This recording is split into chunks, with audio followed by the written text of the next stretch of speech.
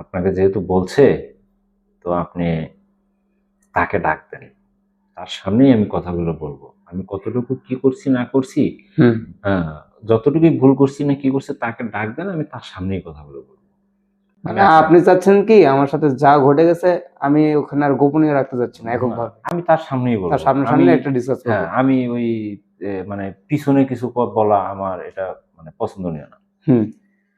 পরে তাকে ডাকলো, ডাকার পরে আমি তার সামনেই আমি বললাম যে স্যার, সে আছে, সে আসার পরে আমাকে বলতেছে আজকে কত পিস মাল প্রোডাকশন আছে।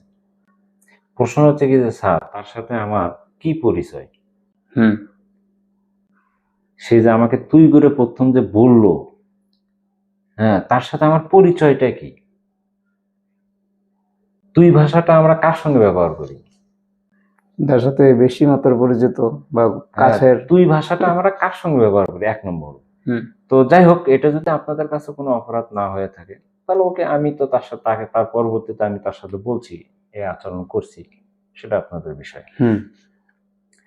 তো যাই হোক, পরবর্তীতে এটা হচ্ছে স্যার এটা মানে বুঝতে পেরে এটা দুইজনের ভিতরে একটা মীমাংসা করে দিছে।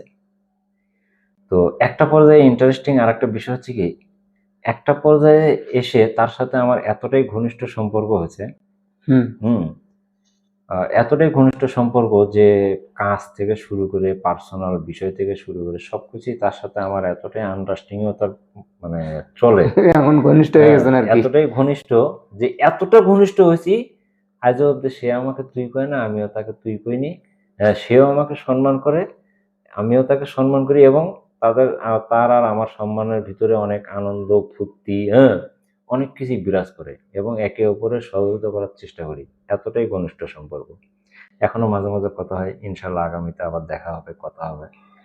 মানে তাই আমরা বুঝতে পারলাম আপনাদের প্রথম বিবাদ দিয়ে শুরু হয়েছে, পরে ভালোবাসা তৈরি হয়ে গেছে। মানে এতটাই মানে এক্স্যাক্টলি, মানে এখনো হয়তো সে যদি আমার এদের এই ভিডিওটি দেখে থাকে, সে অবশ্যই বুঝতে পারবে, আমি তো কিন্তু নামটা বলিনি, নাম বলতেছি না, সে অবশ্যই বুঝতে পারবে। সে বুঝতে পারলে সেও এই বিষয়টা নিয়ে একটা মানে হাস্যময় একটা বিষয়ই দাঁড়াবে।